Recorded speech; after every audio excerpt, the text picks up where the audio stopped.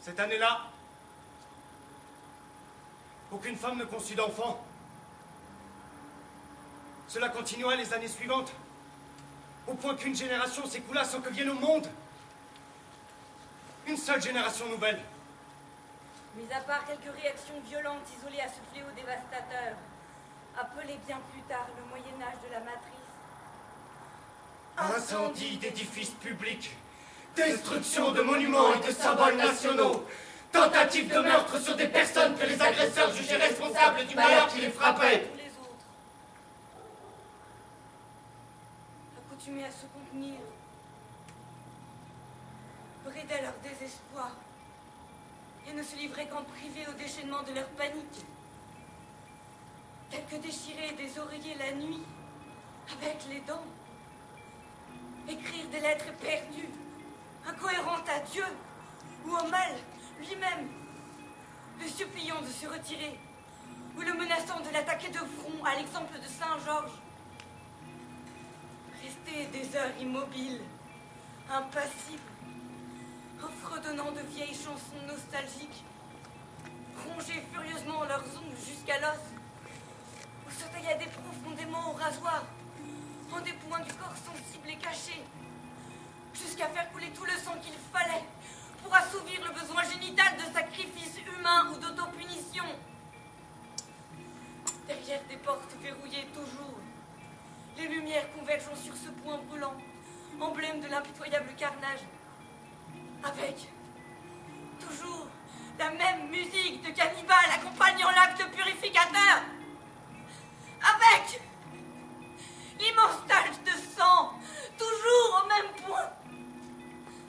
Si bien qu'avec le temps, s'était formé à l'intérieur de chaque maison une sorte d'hôtel aux toilettes, à la chambre à coucher ou à la cuisine, où chacun trouvait refuge et plénitude, aux heures où le corps n'en pouvait plus de supporter le poids de cet autre corps à plusieurs têtes, immortel, insatiable, incréé, singulier, qui se débat dans tout corps avec des impulsions extravagantes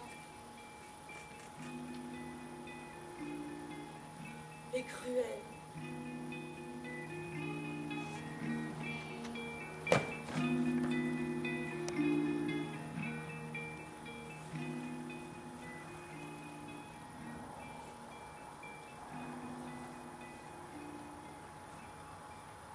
Car la guerre qui durait, avec de brèves et trompeuses accalmies, avait pris ces derniers mois une tournure décisive.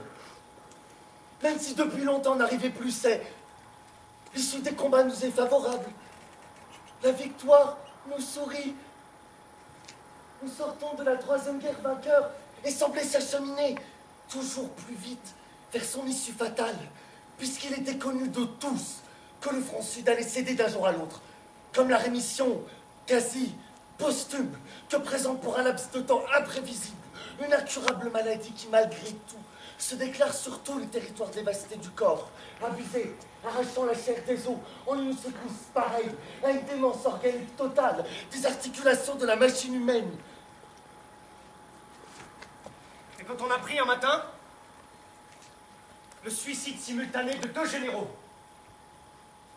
de l'un d'eux qui puisait devant ses soldats, au moment de la revue matinale,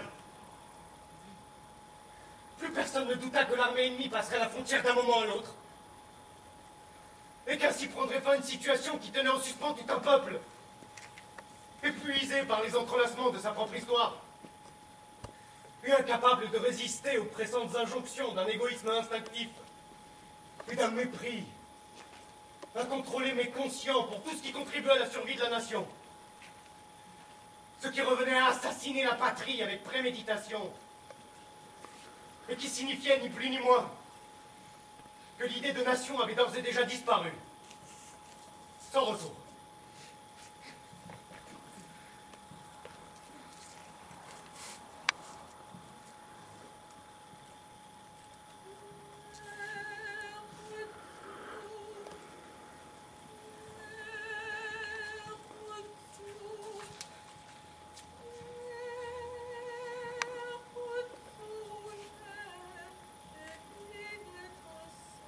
La plupart des gens commencèrent à rassembler tout ce qu'ils pouvaient transporter, et en quelques heures se formèrent des cortèges monstrueux se dirigeant, comme les processions obstinées des fourmis, vers le nord, dans une atmosphère d'excursion d'école primaire. Au long des fils, on les entendait tous chanter en chœur, dans un tumulte général, et l'on en voyait beaucoup danser avec entrain au beau milieu de la route, avec sur le visage l'expression de gens libérés d'un poids énorme. Quel poids! Ils le savaient tous. On ne dit que d'un instant à l'autre, alors que ce processus avait duré des siècles. Un changement radical, irréversible, s'était produit dans le noyau ethnique de tout ce monde après l'annonce que le Front Sud avait cédé. Ce qui fut confirmé par le discours du président de la République, dont le ton grave se voulait imposant. Un ancien empereur montrant, pouilleux et plein de morgue, sa cabane effondrée qu'il appelle son impérium, tandis que des milliers de roquets de toutes sortes arrachent sa pourpre souillée de merde avec leurs dents et glapissent en cœur l'hymne national de la Vidraine qui à présent, dépravé, entre macaques pudiques, passe de lit en lit et sort insatiablement dans son vagin rafistolé le gland d'acier des nouveaux maîtres de la terre. Il rappela une fois encore l'obligation qu'avait chacun de rester fidèle à l'héritage du passé et le devoir national de préserver du moins la dignité du pays.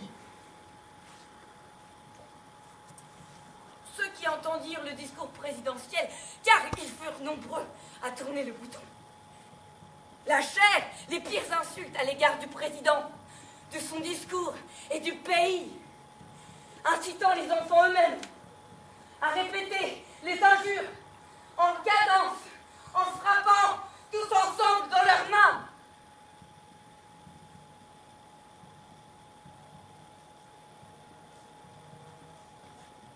Des vieilles qui avaient vécu tant de fois des événements de ce genre, qui avaient vu massacre, philoprète d'assaut, exode, invasion de barbares et de civilisés en tout genre, persécution et asservissement, et le florissant de forêts touffues et plein de fécondes brûlants, comme des torches sans que rien ne reste debout du labeur de tant de générations. Filles violées dans des maisons en rue, tissées pas dans le par des soudards décédés et éventrés à la baïonnette, nourrissons décapités au vol d'un coup d'épée, mitraillés à bout portant dans les bras de leur mère. Famille, chassées de leur maison, puis décimées par des rafales en série, comme des tourterelles.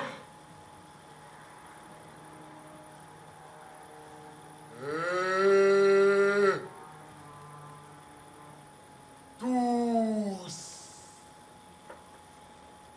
offense de leurs parents,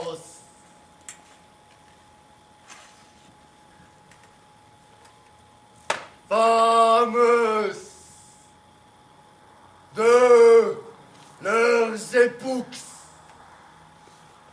amis de leurs amis, et autres par le sang réunis.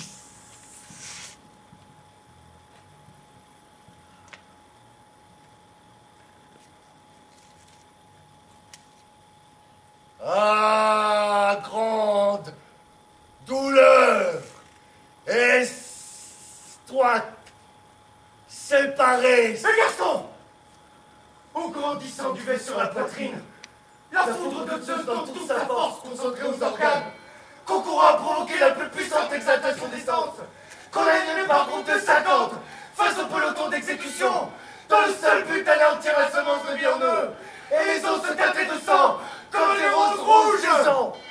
Rendus fous par d'insoutenables malheurs, noirs de larmes, ils couraient, ça et là, hurlant comme des chacals et déchirant leurs joues, dans le vertige implacable où se révèle ce vide brûlant qu'est la vie.